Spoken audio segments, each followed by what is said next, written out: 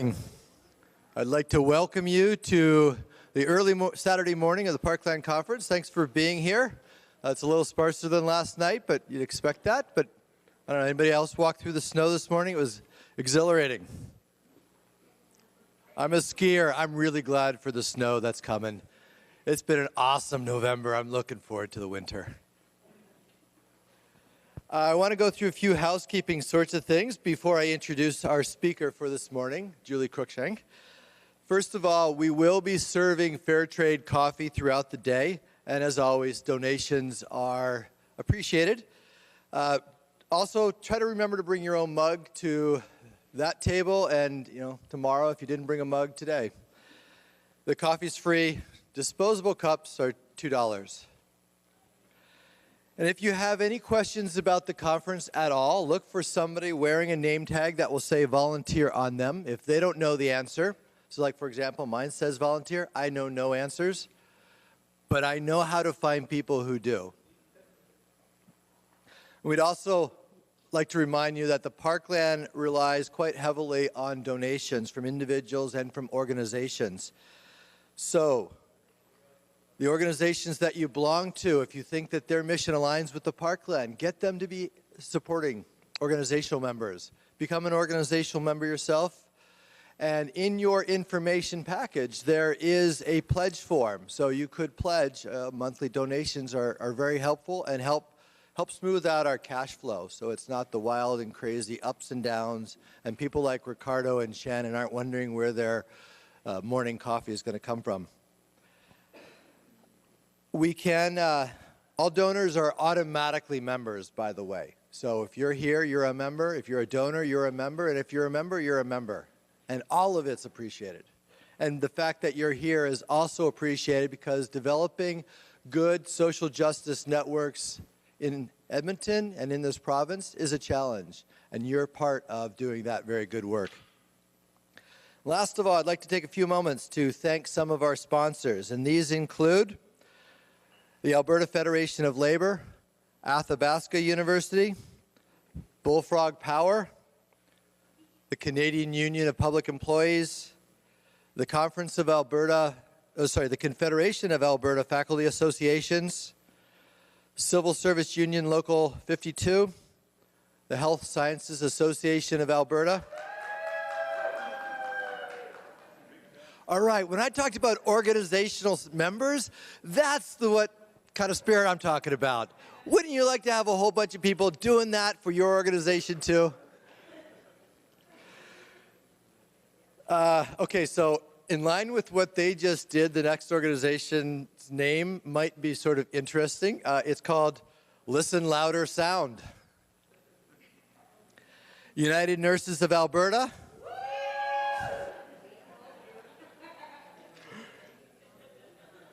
University of Alberta's Faculty of Arts, University of Alberta's Graduate Students Association, and the Wordsworth Irvine Socialist Fellowship Endowment. And we'd also like to thank the media sponsors for their support, and without them, of course, most of you wouldn't have heard about this. So, CKUA, CJSR, View Weekly, Alberta Views Magazine, especially those. Thank you very much. All right.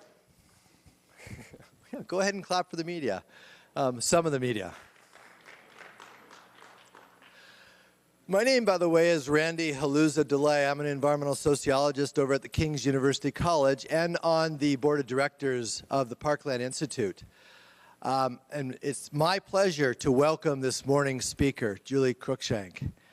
She is an accidental anthropologist, she told me, and an accidental university professor. She did her work. She was working in the Yukon with Aboriginal peoples and then went back to university and ended up, getting degrees along the way and becoming a university professor. And so the stuff she is going to talk about today comes from that work over many years in the Yukon. And even though she's a professor emeritus now at the University of British Columbia, she's still quite active in the Yukon and working on things, she said, that are relevant to the people there rather than to anthropologists everywhere. So with that, and she's going to talk more about her work, so I won't fill any of it in. By the way, I do want to mention I find one of her books amazingly insightful.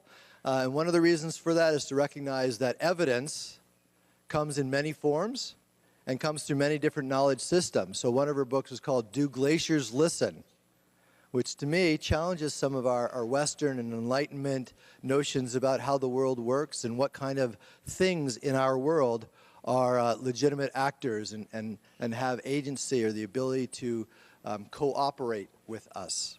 So with that, I'm going to introduce Julie Cruikshank. Thank you very much.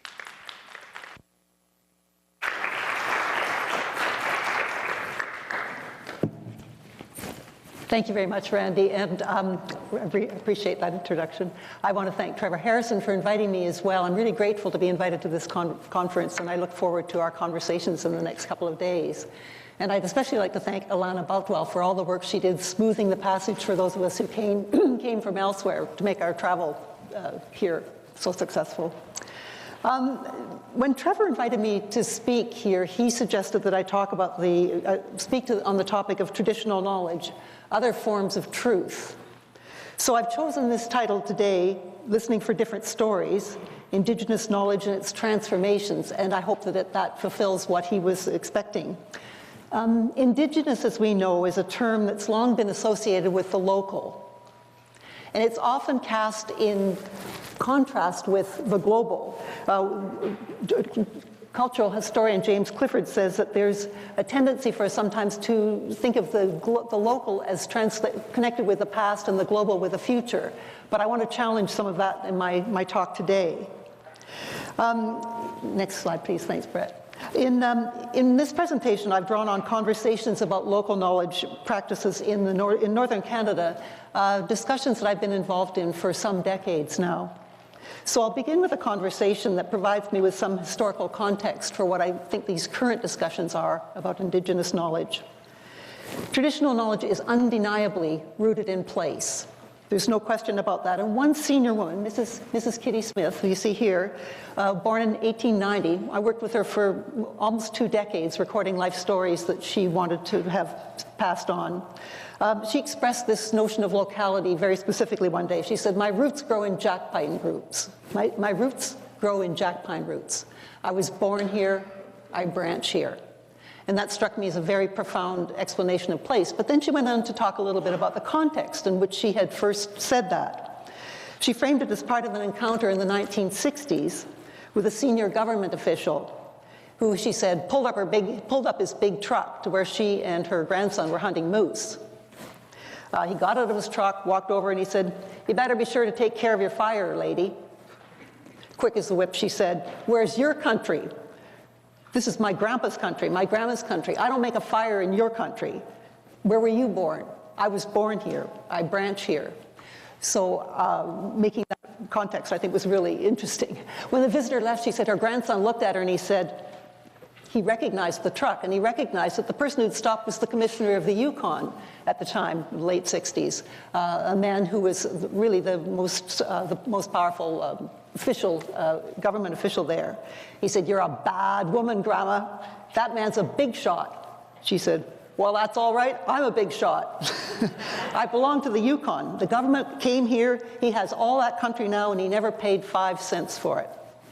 So I want to make this contrast between global and local. Mrs. Smith could scarcely have imagined that 25 years later, her granddaughter, Judy Gingell, would be appointed Commissioner of the Yukon Territory, a position formerly occupied by this fire-enforcing interlocutor. Judith was the Yukon's first Aboriginal commissioner, and she held that office from 1995 until 2000. She would agree with her grandmother that place remains central to local knowledge. But like others of her generation, she's my age, she's a veteran of land claim struggles, and she gives her grandmother's local observations global relevance, noting that Indigenous histories increasingly assert global commonalities: invasion, dispossession, resistance, and survival. Themes that very much dominated her grandmother's life and her grandmother's life story. I could have the next slide, please. Indigenous knowledge, then, is not a concept. It was not a concept in wide circulation in the Yukon Territory in the 1960s. Not in the Yukon, not anywhere else either, really. But by the 1990s, these terms were circulating internationally, and they continue to undergo transformations with real consequences for Indigenous peoples whose ideas are under discussion. UNESCO has programs in Indigenous knowledge. The International Labour Organization has long been interested in programs in Indigenous knowledge. So these are really global debates now. Historically, we must remember, successive English language terms for traditional knowledge have often revealed more about colonial ambition than about Indigenous worlds. We'll recognize the list. 100 years ago, the term savagery might have been used unselfconsciously. Superstition, then we move on to beliefs, more recently spirituality, now ecological knowledge, and especially now traditional ecological knowledge. Contemporary language may appear progressively enlightened, but in practice it still risks perpetuating what some anthropologists have called the tribal slot, where everything gets dumped in. Its recent manifestation as traditional ecological knowledge, usually referred to by the acronym TEK, or TEK, enters two related debates in northern Canada now. First, its value to field sciences, and I'll speak very briefly about that. And secondly, its role in regulatory science dedicated to policy making, which is more part of our discussion here, I think, and I'll talk about that in more detail. Well, just to say a few words about science, field sciences, Indigenous knowledge studies undoubtedly originated in collaborations among local Indigenous peoples, field scientists, and other academics as a genuine effort to establish that people who pursue land-based economies know things about nature. Some scientists are now assigning value to northern hunters and fishers' observations as data in projects aspiring to integrate local conceptions into modernist frameworks. But this has never been straightforward. For instance, field scientists investigating climate change or other environmental changes, I think of glaciologists, wildlife biologists, and others, describe their objective as disentangling natural from anthropogenic factors. And this is important too. What's a natural cycle, and what are we humans causing? Significantly, though, Indigenous peoples are more likely to merge histories of landscape with social histories. Certainly people of Mrs. Smith's generation. And they draw connections among natural history and social history or cultural history. Their approach seems particularly relevant in northwestern Canada, where geophysical and colonial transformations, the global and the local, overlapped in the 18th and 19th centuries. Thanks, Brett. I'll just illustrate with this map. This map basically, schematically, all you really need to know about this now is that the white indicates ice fields and glaciers. This is, you can see, this is our border with our least known border with our American neighbors, with the United States, Alaska. So we have ice fields surrounded by green, which is now World Heritage Site. And the yellow area around is the inhabited area where people still continue to live. In northwestern Canada and Alaska, geophysical changes associated with late stages of a period some scientists call the Little Ice Age coincided with colonial appetites for furs and other resources. Russia, Spain, Britain, and France were all on this coast, coastal Alaska. See my little PowerPoint, this works, all along here by the 1700s. Scientists refer to the Ice Age, Little Ice Age here as being from 1550 to 1850, or 1900, 1550 to 1900. The dates are a bit later than other parts of the circumpolar north, but it's a period of colonial expansion as well as glacial expansion. Now, more relevant than field sciences to our discussions here, I think, is the contributions of local knowledge to regulatory policy. Arguably, government policy in Canada has been a major instrument used against Indigenous peoples throughout our history. Since the time of John A. Macdonald, policy has often been used against First Nations, and we can maybe discuss that later, but I think it's a very important point. So we have to proceed quite critically, I think, when we're talking about contemporary social policy. Bureaucratic efforts to incorporate traditional knowledge into regulatory science and resource management surged in tandem with Indigenous claims to land and to resources and to rights. That's when these terms began to be used. Indigenous claims, in turn, often are framed in response to aggressive oil, gas, and mineral exploration. Now, arguably, even the most isolated Aboriginal communities in northern Canada are now tied to global markets and to international forms of exchange. So in addition to traditional knowledge, many northern hunters are becoming more knowledgeable about neoliberal economic and management strategies than a lot of other Canadians. In northern Canada, their current engagement in modern land claims requires Aboriginal participation in environmental impact assessments of oil, gas, pipeline, and other developments, formalized under the duty to consult, which has just recently been reinforced for the Yukon Territory in the Supreme Court of Canada earlier this year. Community hearings mandated by national policies now smoothly incorporate terms like co-management and tech into official jargon. So not only do First Nations have to bear the brunt of decisions that are made, they often have to resort to uncharacteristic ways of speaking in order to accommodate consultative frameworks designed by modern bureaucratic states. This integrationist model of knowledge often claims to respect cultural difference, but, and this is a real concern in the Yukon, I know, and also in BC, it apparently requires no corresponding shift in epistemological or moral stances by the certified experts. Now, we all live in this broader context, so we have to remember, we live in times when what constitutes knowledge is increasingly embedded in terms like knowledge transfer, performance indicators, policy outcomes. We all know what this, we've heard these words recently a lot. They're now naturalized within the institutions where most of us work. Funding agencies' preference for knowledge that's deemed to be instrumentally useful is recognizably an aspect of contemporary academic life. This undeniably influences how Indigenous knowledge is often being defined and translated in discrete packages, as some people refer to them as informational inputs. Neoliberal nods to diversity that emerged in the 1980s created space for these kinds of projects, but as efforts to encompass or incorporate such knowledge becomes more contested, the risk remains that local concepts and understandings can be neutralized as part of bureaucratic outreach. So I'm using the term local knowledge to refer to ways of knowing the world, tacit knowledge embodied in life experience, reproduced in everyday behavior and speech.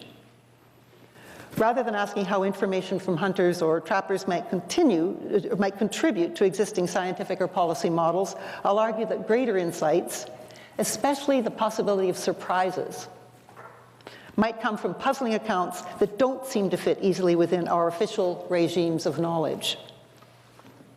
Here's a story from the Yukon that, for me, captures both the fissures and the possibilities that reverberate through these discussions. 30 years ago, autumn 1982, the Yukon Historical and Museums Association, based in the Yukon, held a modest one-day conference on early human history in the southwest Yukon, right in this area. It was held in Haines Junction, which is not on this map, but it's just right around this area here. The Alaska Highway is not marked here, but it runs along the edge of this park. This conference was held in Haines Junction, a small community, rather than the more usual venue, Whitehorse, the capital for the Yukon. The objective of the meeting, unconventional for the time, it's common now, but it sure wasn't then, was to bring together scientists, historians, archaeologists, biologists, anthropologists, and interested members of First Nations in a setting where they could exchange understandings about environmental factors affecting regional history. The fact that the meeting was held in Haines Junction was quite surprising, but it was great to see that day. People came up from up and down the Alaska Highway from both directions, and the community hall in Haines Junction filled up with elders sitting in the front rows. Carloads of people arrived, and during the day, people gave engaged presentations to audiences who were very interactive. It was a very interesting meeting in this small room, but probably there were 50 to 100 people there. Next slide, please. Memorably for everyone who attended, Mrs. Annie Ned, a senior woman who was then in her 80s, unexpectedly rose from her seat in the middle of the afternoon to address the audience. "Where do you people come from?" she asked us all. "Outside," which was then the term for anybody living outside the boundaries of the Yukon. "You people talk from paper," she said. "I want to talk from Grandpa." And so saying, she began to speak about her experiences of topics under discussion from the perspective of someone who had lived, hunted, trapped, raised children and grandchildren in this same area in the course of almost a century. Her advice to listen for different stories was pivotal for me. Listening for stories, she implied, differs from listening to them. It requires more attention, more engagement, more reflection, and genuine curiosity about what it really means to actually know something. You'll notice that there's an OC after Mrs. Ned's name. Mrs. Ned received the Order of Canada for her contributions to oral history, in addition to other things that she had done in her community in 1995. She lived to be 100 years of age. Well, listening for different stories. My education in serious listening began a decade earlier, so I was already familiar with Mrs. Ned's pedagogy that morning, and I was very interested to see how she would speak. I'd been living in the Yukon for more than a decade, since 1970 at that point, and I'd worked closely with senior women who were eager to document life stories they insisted should be passed on to younger generations. At the time, oral history was a fairly new idea. Historians initially viewed this as a method that might allow them to excavate facts, largely absent from official records. Some anticipated that oral accounts could then be tested against more conventional evidence, archaeology, linguistics, other kinds of documentary evidence. The laudable goal was to compile more complete, more inclusive human histories. Before long, though, historians and anthropologists were challenged about this idea of mixing and stirring, as some people would say, different kinds of evidence. Critics argued that accounts of lives and experience presented from the perspectives of individuals whose voices are usually left out of history might reveal more complex interpretations, a kind of history from the ground up. So in 1982, Mrs. Ned, an Indigenous elder living in a location deemed to be distant or out of the way, she lived in a little cabin 30 miles northwest of Whitehorse on the Alaska Highway on her own at that point still, and for many years later. She was speaking directly to debates about local knowledge that were emerging internationally. Most of the senior women I worked with were born shortly before or just following 1900, and I anticipated, being influenced by those oral history paradigms of the day, I anticipated hearing stories about the impact of the Klondike Gold Rush. They were all born before the Klondike Gold Rush. Or the impact of the Alaska Highway, constructed in 1943. The increasing intrusion of the state into family lives, and especially women's lives. To my initial surprise, they responded to my questions with instructions that I record narratives that I regarded as classic, or we would now use the word maybe traditional stories. With some misgivings, I found myself preparing lengthy bookbooks under their instruction, taking as far from what I took to be our original purpose, and, in my view, from the expectations of families who had encouraged this in the first place because they really wanted these women to record stories, partly for evidence for land claims discussions. The majority of stories they asked me to record, though, center on meetings between a human person and an unexpected visitor who looks like an ordinary person, but is soon revealed to be an animal in human guise. From the beginning, it's clear that what's prompted this meeting is human hubris, somebody showing off or acting smart or fooling around, as these women would say when they described it. Sometimes the protagonist is described as sort of playing with that animal or offending the species, and that's the act that sets the story in motion in each case. Next slide. This is a speaker staff that's in the McBride Museum in Whitehorse, and it's that little medallion in the middle that I'd like you to look at, because I think this really captures the notion of that story. You'll see that there's some people traveling up above, walking, and then there's a very clear line, and then there are people traveling in a boat beneath. The animal person entices the human protagonist away on a journey across an identifiable boundary, sometimes under a log, through a cave, beyond a horizon, to an unfamiliar world often described as white or colorless, a kind of wintry place. And you can even see that in this medallion. They reach a village where everybody looks human, but it soon becomes clear that the hosts who welcome them are actually other than human beings, other than human animals. They're recognizably persons, but they're animals nevertheless. The human visitor struggles to make sense of the host's social habits. They look just like humans to him or to her. For example, a protagonist, usually very hungry by now after this journey, asks her something to eat, but the hosts are shocked by the request. In one story, for instance, a boy who's taken away by salmon asks for fish eggs because for him they're food. But for fish people, it is unconscionably rude to think of this as food. But when the hosts begin to offer food, When the hosts begin to offer them their food, it's equally embarrassing. It's something the visitor knows is taboo to eat back home. So everything is confusing. Everything's strange, confusion abounds. He or she has entered a world that is turned upside down or inside out. Everything has to be rethought. Gradually, the visitor becomes accustomed to these new surroundings and practices, the great risk being that acculturation will take place and transfer him or her into a member of the host species, unable to return home. The rest of the story traces complications of return. If successful, the traveler brings back specialized knowledge, crucial for humans who depend on that species for sustenance. Now, the key thing I learned from this, one thing, is that these stories never identify what we now call nature as a separate category. Rather, knowing the world is largely a matter of overcoming the boundary between oneself and the world. Stories mobilize a complex set of humans and non-humans entangled in relationships characterized by transformation.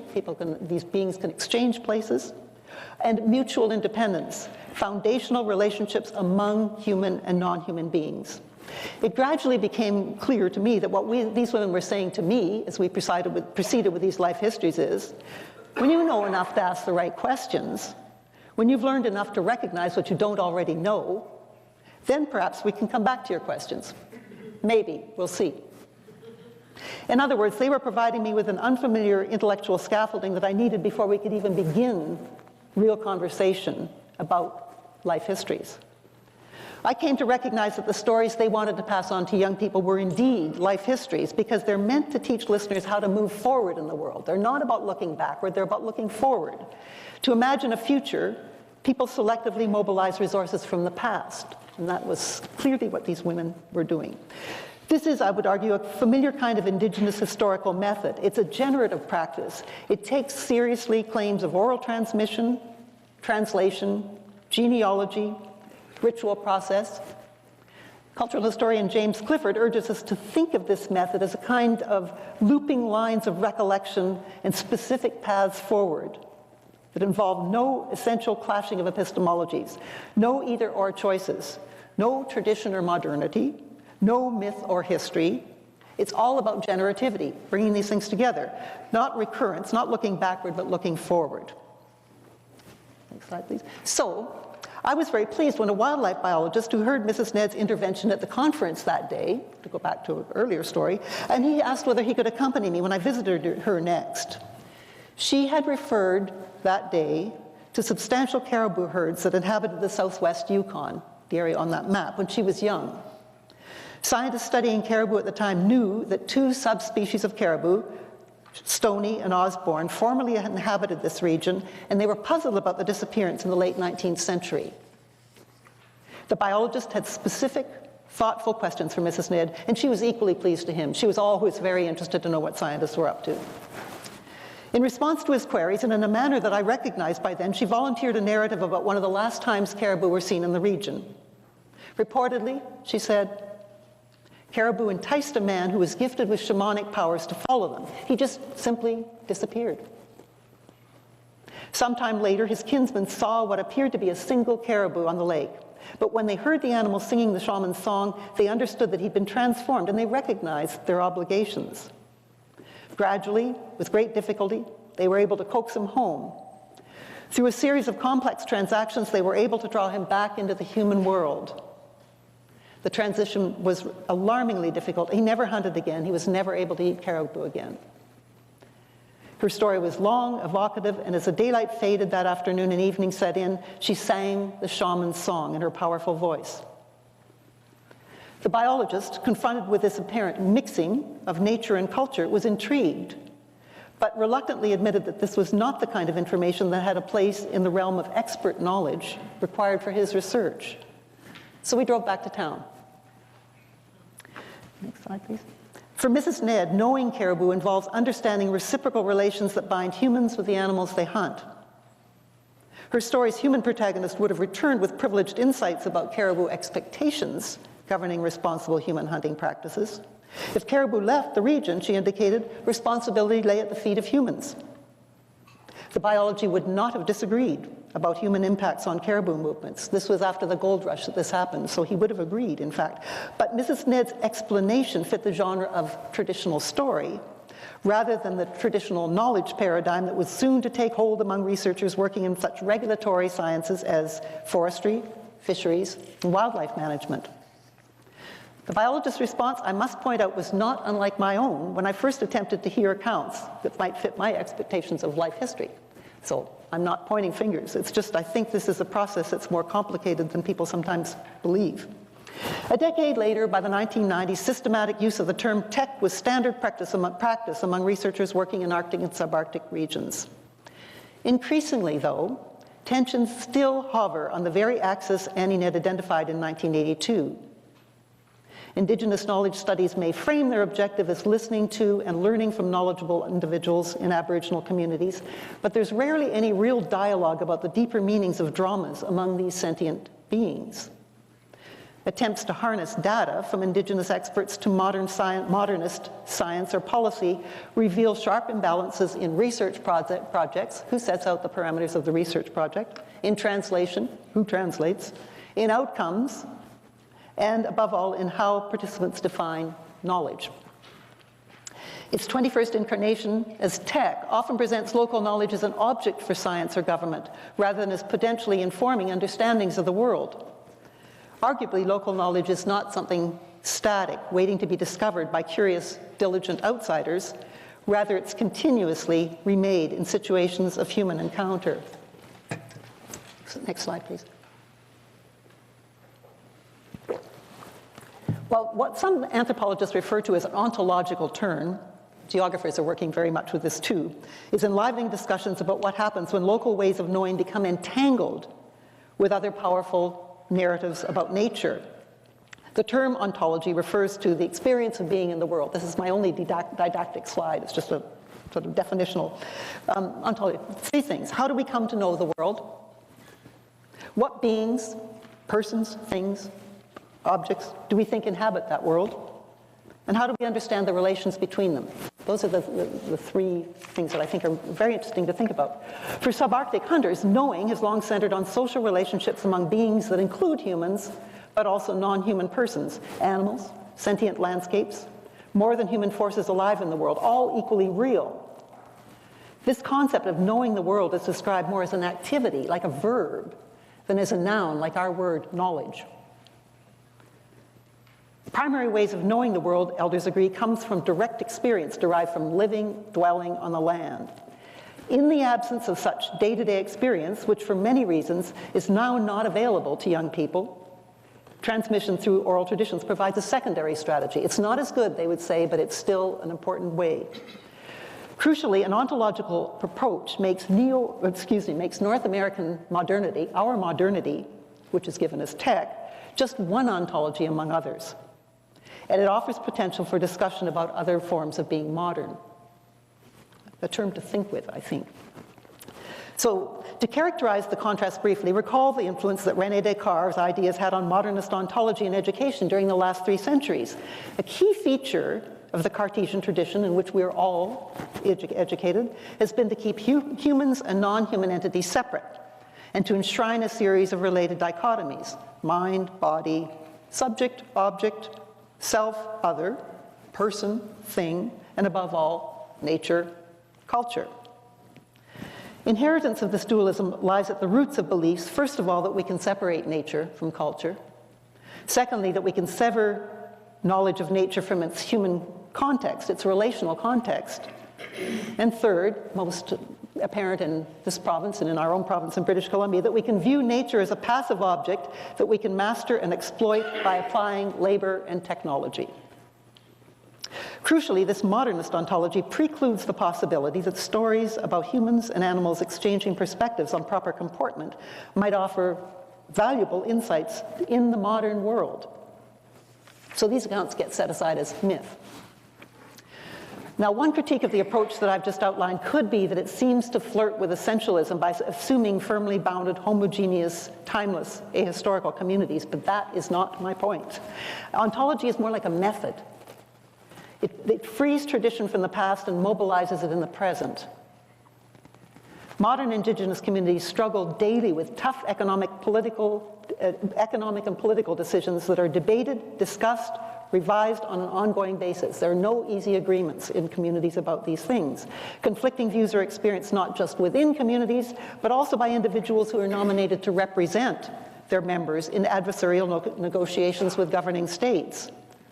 So rather than being essentialist, I would argue that this ontological approach turns to the central modern dilemma of our times, relations of humans with what we call nature.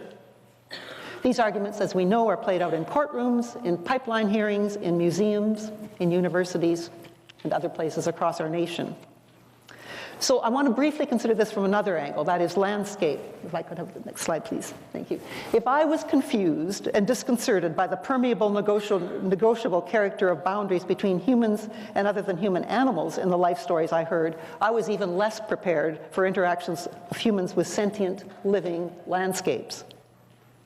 In the 1970s, the women I knew insisted on including glacier narratives in their life histories. This is the Kashkawalsh Glacier in the Yukon, some of you may recognize.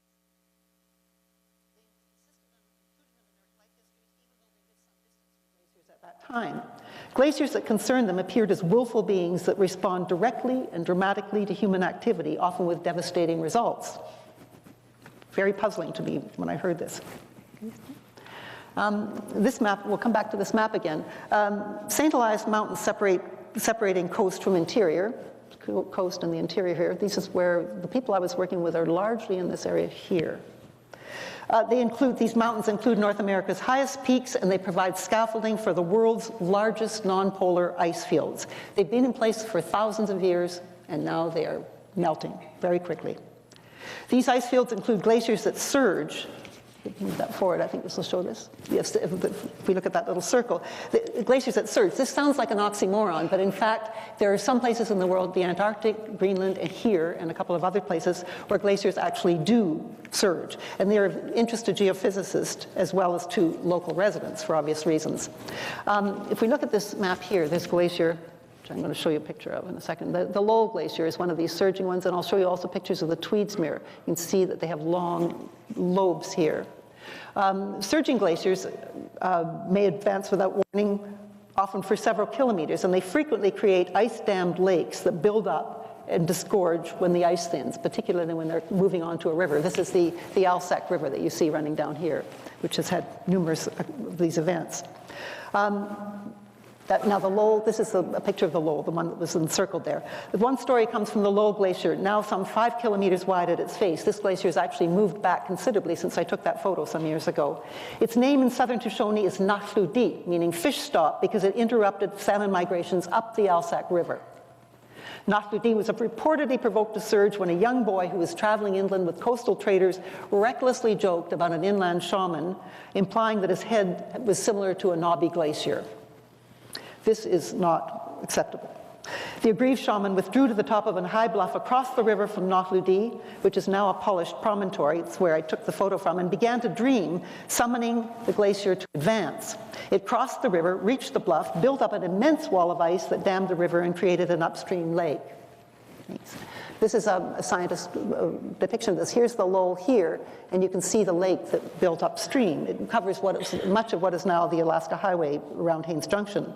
Scientists estimate that the advancing Lowell Glacier created a 200-meter-high ice dam, and it came to rest against this promontory and impounded neoglacial Lake Alsac, which is about 100 kilometers long. You can see the beach ridges if you drive up the Alaska Highway, and just move off a little bit. And this happened in the 19th century, as it had several times in the last 2,800 years. Scientists, of course, have different explanations for the surge, but they agree that it happened in the way that local people describe them. When the ice dam eventually tunneled and burst, the resulting outburst in the 1850s discharged water through the Alsac Valley in an enormous flood, reportedly emptying the lake in a day or two. Catastrophic downstream consequences. So this is part of oral tradition at the mouth of the river in Alaska and along the river as well. very traumatic.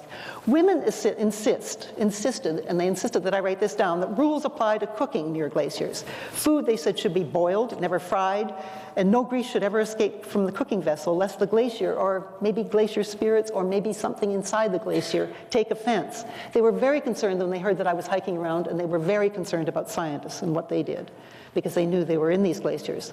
Notably, the refined grease that they're talking about, processed animal fat, moose fat, used in cooking provides a solid, white, high-quality lard.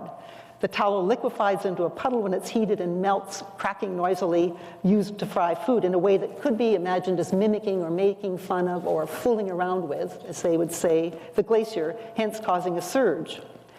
Elders continue to express qualms about scientists or hikers who travel in these glaciers and possibly cook bacon, potentially triggering a surge of ear-splitting force and exposing everyone to great danger. Again, relationships, the sense of mutuality among animals and humans pervade these accounts. Now, there are a couple of slides here I'll show you. Oh yes, this is a slide of the Tweedsmuir Glacier as well. I'll continue that with the second point. The Tweedsmuir actually, in 2009, came toward the river, and it was very likely, scientists said, that it would actually cross the river. It wouldn't have caused as high a lake, but there was real concern. I've been down this river a number of times, and you couldn't even see that glacier from the lake 10 years ago. It was really, it is quite a force to see. Thank you. I'll just show you a couple of slides here. I spent a summer of 10 days in a camp on the Trapridge Glacier, which is one of the glaciers in these mountains, with a scientist who'd worked there for 40 years and was putting the camp to rest. When we arrived the first day, this was in 2009, he pointed that little horseshoe and he said, "I've never seen that before. We should keep an eye on it." Nothing happened. We looked at it every day, and then finally, thank you, we were waiting for the helicopter to arrive to take us away, and suddenly there was a thunderous sound, and half the mountain fell down. It was an avalanche, but it was an enormous one. The naive anthropologist is sitting there taking photographs, and the scientists are looking where we will go if it comes over that edge. We could take the next one, which it did, but not as far as us. But again, it points to the naivety of some rather than others. But I took these slides down to Mrs. March Jackson, who's an elder who lives in Haines Junction. She lived right in this area and spent much of her life trapping here. And I thought she'd be interested to see them. And she had one question: what are those guys cooking up there? So, from her point of view, environmental change is not a problem that scientists can fix. In fact, she would say they might be contributing to it. And you hear these stories from all over, certainly from Peru as well. Indigenous peoples are very concerned about what scientists are doing, drilling into the glaciers. There's a good literature on this. Formerly, what might make glacier narratives interesting to scientists often leaves out what makes them effective for people who still think and tell stories about them. Modern science, of course, achieves its accomplishments by abstraction. We all know this, and it's good that this happens in some ways, certainly. Scientific observations gain authority by being removed from local contexts and combined in larger wholes, framed as universal. And they travel, but they also sometimes transgress the boundaries of tradition.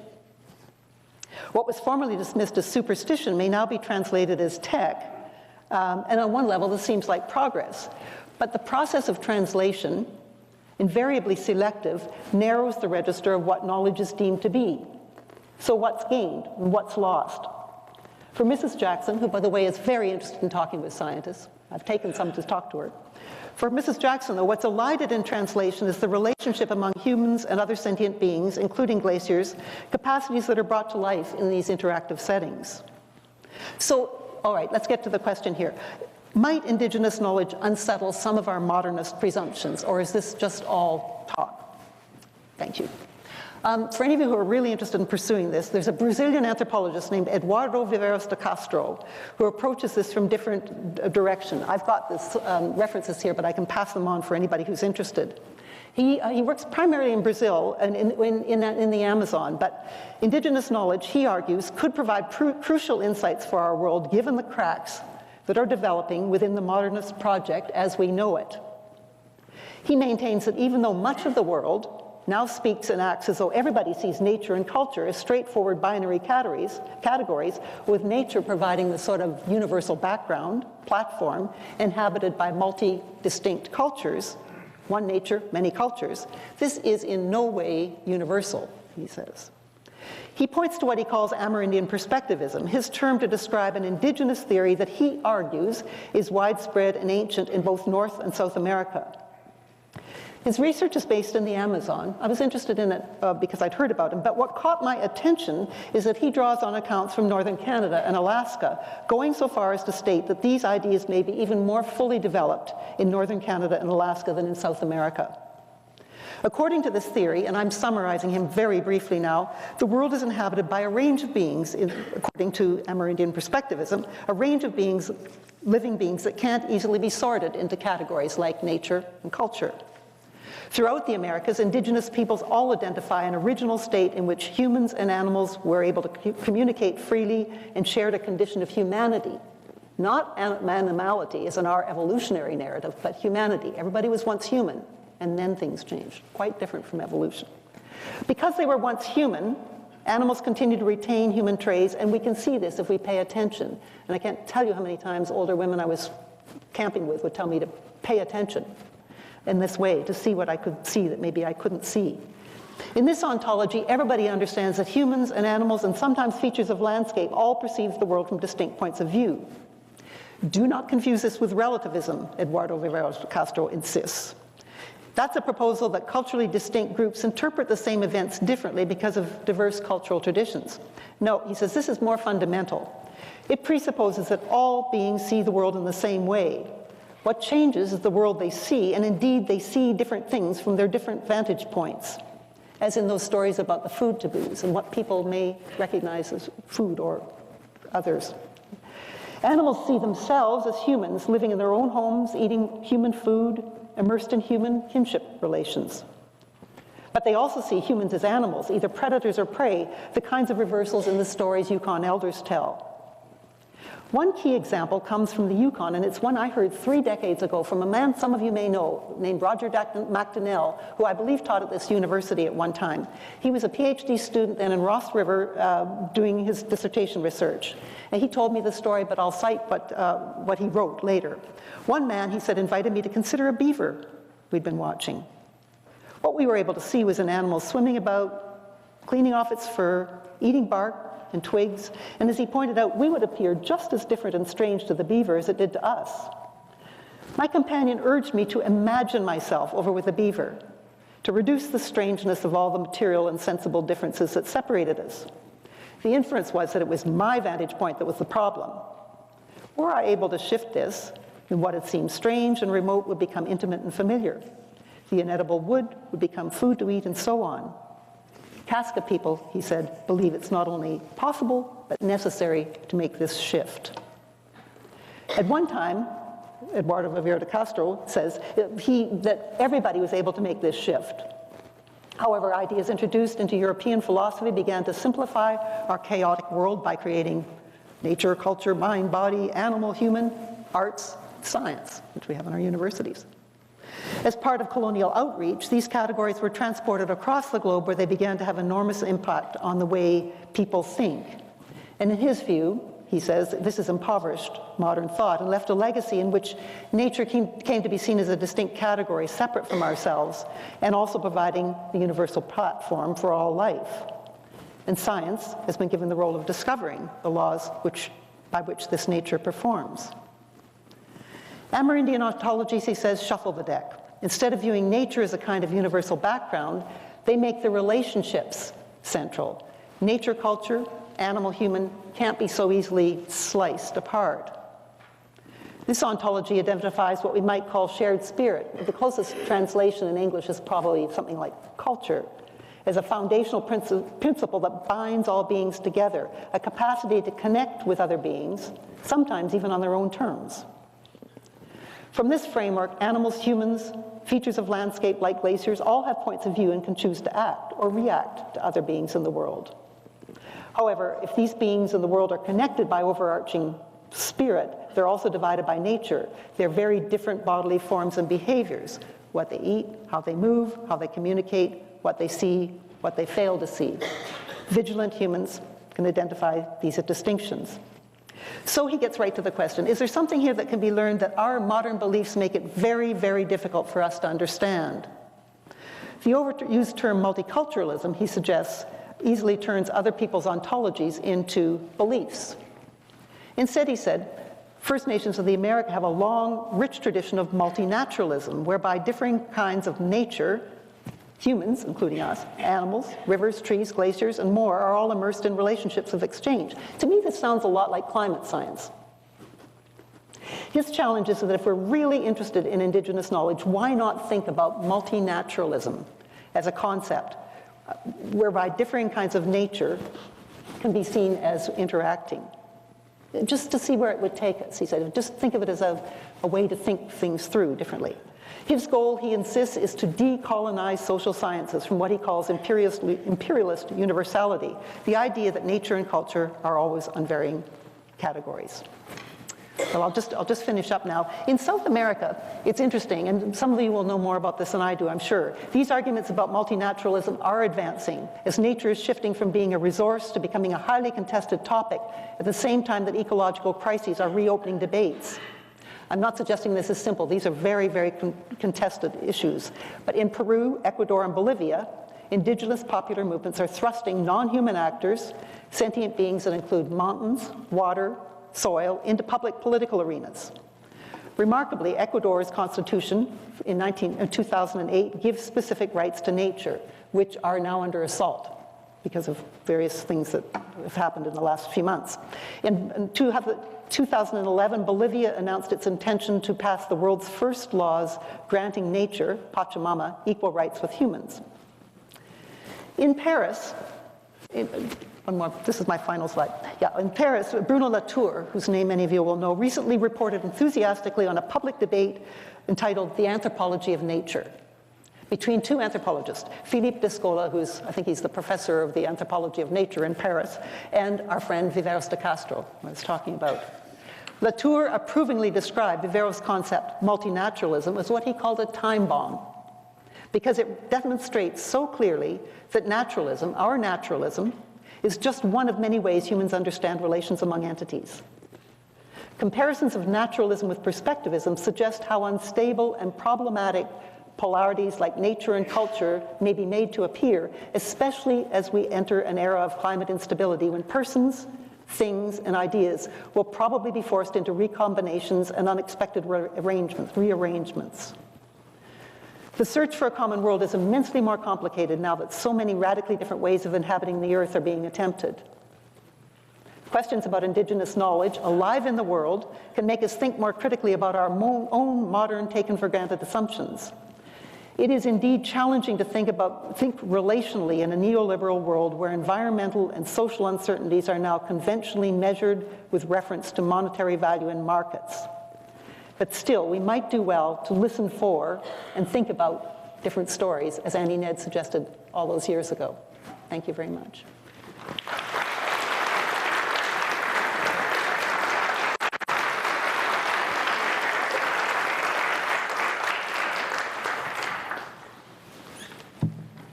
We can take some questions now. We've got two mic runners that run around, and I will kind of point out people to who will go. And when the runners get to you, make sure that I would even encourage you to stand up because you'll speak differently when you're standing than when you're sitting down. Seriously.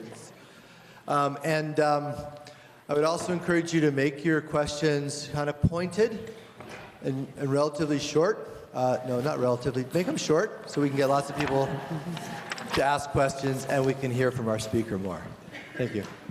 Hi. Oh, hello. My name is Aaron. Oh, sorry. Go ahead. I find that the ontological underpinnings of Western society tend to be teleological, specifically Christian-based, with this kind of idea of a celestial dictatorship, and it kind of removes ourselves from nature. So how do we reconnect with nature without insulting people's concepts that they've been indoctrinated with? That's a really interesting question. I know someone who's just written a PhD thesis on this very topic, by the way, and I can maybe point you to her later. I think it's difficult, and in fact, I've talked with her quite a bit about this. It's a woman named Candace Collison, whom you may know, who's she did her dissertation looking at evangelical Christians, at Arctic Indigenous peoples, and at Boston-based social business groups, looking at how they each looked at climate change. And her sense is that, to her surprise, she found that a lot of the evangelical Christian groups actually had while there is that very much top-down idea, the area that they were working with is this notion of caring for the world. And she found herself quite surprised by this. It was a very different response than the ones that she got in the Arctic from Indigenous folks who were working on right at the Arctic level. But her argument was that there are ways, and it was that notion of somehow finding common ground. I don't think it's easy, because I do think that, as we heard last night from Christopher Hedges, I think that there is a lot of very fundamentalist Christian approach, which sometimes that vision is very difficult to cross to the whole notion that the world is really changing in this way. But I don't think there's a simple answer, but I think it's really important to try and find common ground. And for me, one of the ways of doing this is through thinking about some of these different kinds of stories. I think we've got a really big problem in this world since 2000, since the millennium changed. Prior to that, and I'm old enough to be able to have spent, sort of 40 years thinking about these things, it was easy to sort of find stories that sort of gave you an idea of what hope could be. The 60s were very straightforward, the 70s a bit changed. Neoliberalism in the 80s opened a lot of spaces, but then it also closed them down. Since 2000, I think it's been harder to find big stories that we can actually expect everybody to believe in or follow. But I think it's the smaller stories. To James Clifford, again, I think he's a really interesting person to read on this. Talks about what he calls big enough stories. And for me, the stories that Mrs. Ned and Mrs. Smith and so on tell are big enough stories. They show that these aren't just little, entirely local ideas, that they're broader. They're globally, there's a global Indigenous community, there are global Indigenous communities now talking about these things. And I think that we should maybe try to be learning some of these things from these broader discussions. I don't think that answers your question directly, but it's as close as I can get. Thank you for asking. Thank you for a very interesting presentation. I was interested earlier in your presentation, you mentioned Yukon Supreme Court decision and mandatory to consult. I wanted to relate it back to oral stories and knowledge as to was there an inference there that our Supreme Court system would actually give credibility to oral history and knowledge? This is a really good question. As you know, the Delgamuukw case some years ago, there was a land claims case which went to the Supreme Court, and it was argued that at least in courts, attention had to be paid to oral tradition. There's a person named Bruce Miller at University of British Columbia who's written an excellent book on this called Oral History in the Courts that I would highly recommend you take a look at if you're interested in that. He's followed a number of the cases that have since that time, since 1987. But this Supreme Court decision is a really interesting one. It's different. Until very recently, staking, well, first of all, I should say that in the Yukon, it was Yukon First Nations, particularly the First Nation of Ross River, the very Kaska Nation that Roger McDonnell was speaking of, who went to the Supreme Court with this. There has been staking. Yukon has this wildly boom-bust economy, and staking has been able to take place in the areas where there isn't a land claim. In 1994-95, there was a land claim settled in the Yukon with Yukon First Nations and two First Nations, actually three, Ross River, Dene, Liard, and White River. Three groups decided not to participate in that particular land claim settlement. So they argued in court that because they didn't have a land claim settlement and they still had Aboriginal title, staking for mines, which is rampant in the Yukon right now, it's another boom, was taking place in their lands. They went to the Supreme Court of the Yukon. There was one judgment made there, and then it went to the Supreme Court of Canada, and it was in early 2013 when they said, yes, there is a duty to consult, and I'll come back to the details of that question, but in other words, people can't just go in and stake. There has to be consultation with the First Nations before this happens. And furthermore, they said, this has implications for people who've already signed a land claim. So elsewhere in the Yukon and possibly in British Columbia. And I know people in British Columbia, Aboriginal people, have looked at this really closely. Now, what this means, I don't know what this means for oral tradition. I know in the courts are now specifically, in courts that are land claims cases, there are specific ways in which oral tradition does enter as evidence. I'm not sure how this one works, but I would say it's interesting because it's entirely driven by the First Nations, the appeal to the Supreme Court. And so they see this as a big success. I think at this point, it's so interesting whether negotiation or court works better. This is the debate people face all the time, Indigenous people, when they're trying to figure out whether they should negotiate with government or have court decisions that lay things down.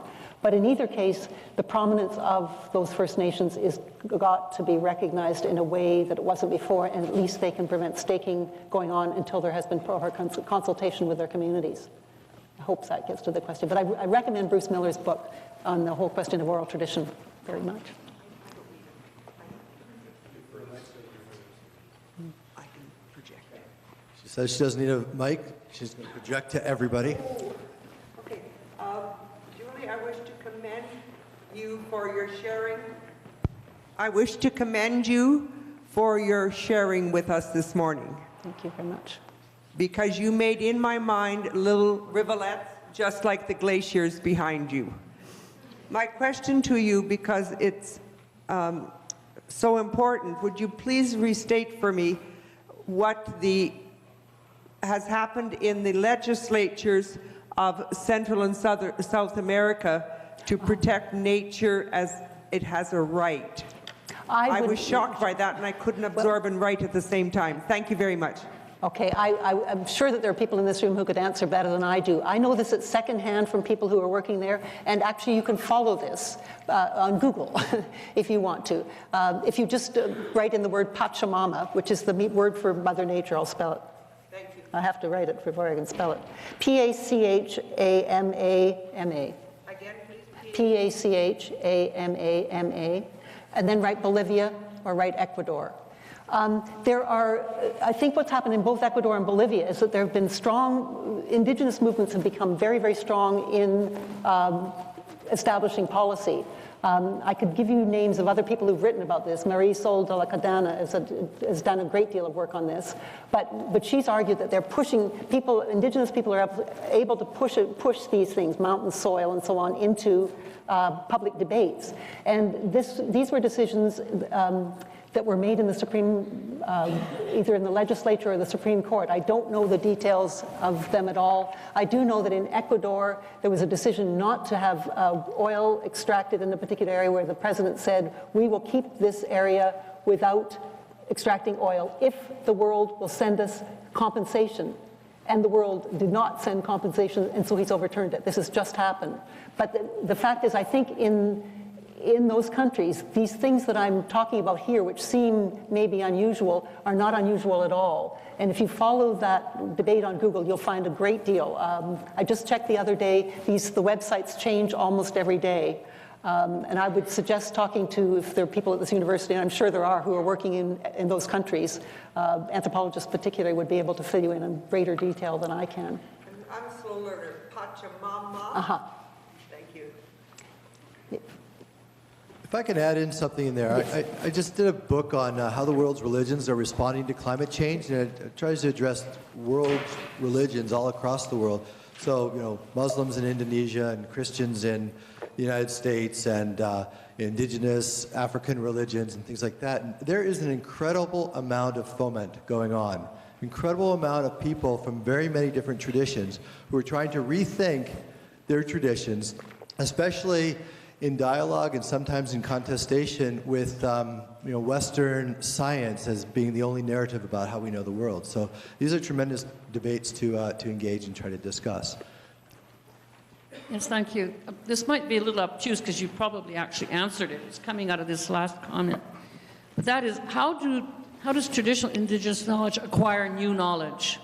We see very old people. Yep. We wonder about post-colonial, yeah, pre-colonial, all this kind of. How do they keep adding to their base of knowledge? That's an extraordinarily good question. Thank you. And I think that, again, I'd have to go back to my experience working with these women in the 1970s and 80s who were trying to teach me how to record life story. They were absolutely interested in contemporary, talking with contemporary people. I mean, the idea, I think, is, I sort of summarized by saying Indigenous knowledge isn't just sitting there waiting for people to discover it. It's actually remade. And it is, these women were really interested in talking to scientists. I can't tell you how much. One, Mrs. Ned, wanted me to take her to meet archaeologists. We'd drive around and we'd go and we'd talk with them where they were working because she was very interested in what they were up to. And so she would incorporate that in her knowledge. If I were to write another book, which I'm not going to, it would be how these women are both not just traditional, but they lived through modern times. They lived through the gold rush. They lived through the Alaska Highway. All the stories they tell incorporate all those things with the knowledge that they have, and that's what makes them so interesting. They're not set off in aspect. They're actually really part of everyday life. And that's why they were so insistent. And the other thing that's very interesting, and somebody might ask this question, these women all spoke 3 languages, from, I would say, 3 different language families. Tlingit, which is a coastal language, an Athabascan language, which is a totally different language family, and Indo-European.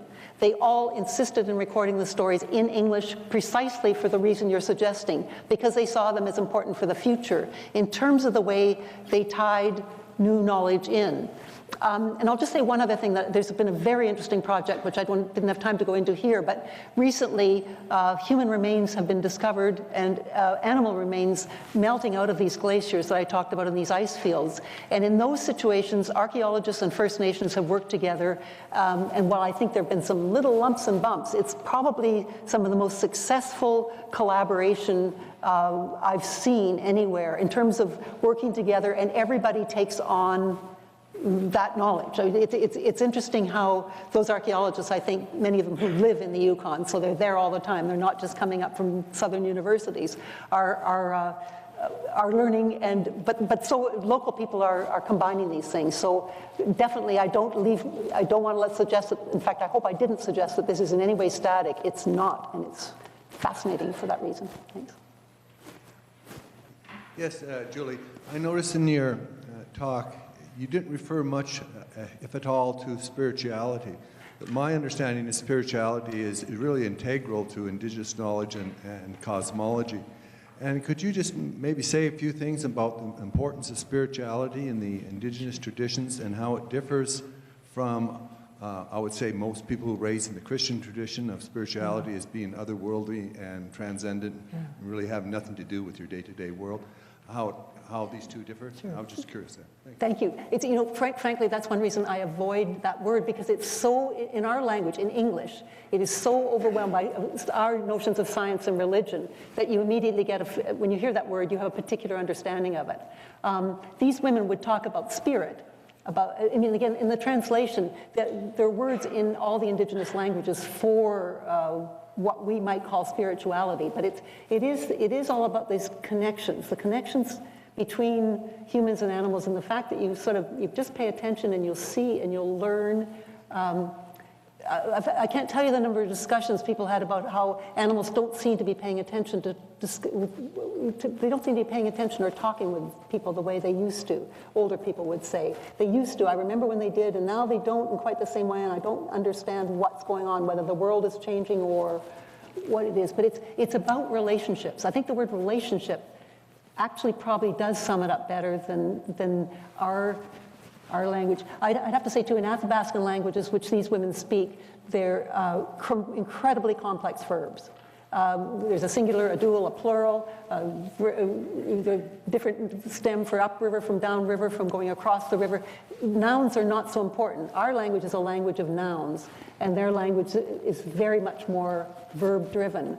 And I think that again, that it's probably, I'm not a linguist, although I've worked with linguists and I've worked with one of the languages quite closely, but I think that it's, in those languages, it's different from our word spirituality. But I hope that relationship works for you in that way. That would be my sense. Thank you. We've got about 5 more minutes for questions, so we'll take 2 here, and then others, if you want to raise your hand. It's been some 50 years since I studied cultural anthropology in northern lands, but even then there was a lot of priority placed on the oral tradition, which I agree seemed to be unfortunately ignored so much, but also thwarted by the removal of children to be converted to little white men down in Edmonton. The matter of law was brought up, and I think it's really not very well known in Alberta particularly about the restorative justice that has been incorporated into the legal framework of Canada, but left up to the provinces. And the Solicitor General in this province has fettered his judgment because the Conservatives aren't too much in favor of this kind of justice to restore situations. They're more interested in punitive justice. But I think the whole restorative justice concept derived from Native traditions. Yeah, if I could make a comment about that. I actually just went to a talk by Marie Wilson a couple of days ago in Vancouver, one of the commissioners with the Truth and Reconciliation Commission, on that very issue. And her whole point, one of her major points, was that this is something that all of Canada has to understand. It's something that we all are, it's part of all of us. It's not just about Aboriginal people who were removed in these situations. We all have to understand that that's part of our history. Yeah. You're right. We have problems in British Columbia with that, as you'll know from, yeah. Thanks very much. Here is just a short question. I am just feeling so humiliated and yet liberated by your inspirational talk this morning. And my question is about secularization, because for a long time, and I think we are all products of Cartesian philosophy.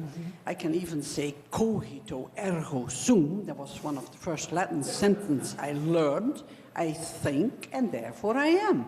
And the totally cultural arrogance, or say hubris we have, is very, very deeply seated.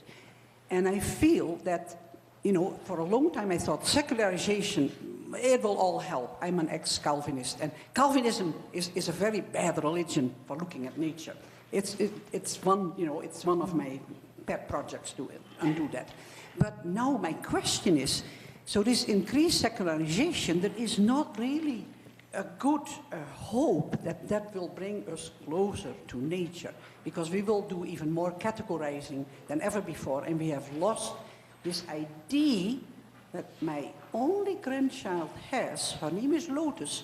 She has a feeling for animation of all objects. How can we go back to that?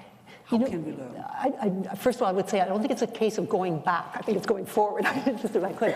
I have a huge interest in younger people and how they are able to do some of these kinds of things. I think that maybe there's no doubt. When I say these are global narratives, Indigenous narratives have become global narratives, the first part is that invasion, that suppression, as you talk about, and that's just continued on and on. But movements like the Idle No More movement and movements by young people who are not of Aboriginal ancestry as well, I think that there may be some hope that some of these ideas may change, because as we heard last night, if we don't change some of these, if we don't really rethink these ideas, we won't have a world to think about in a very short time. I really believe that that's absolutely essential, and I think that a lot of people are trying to think about this, whether it's with religions or how we communicate across these difficult boundaries. That earlier question that was asked, I'm hopeful when I talk with younger people that this is maybe possible. My grandchildren, for instance. To end a session on a statement of "I'm hopeful" is a good way to end. Look at the schedule for what's next, and thank you very much for being here, and let's give a round of applause. Thanks to all of you. Thanks very much. Thank you. I wanted to ask you to say the name of your book, and I meant to. Oh, that's okay. No, we should. I can share it.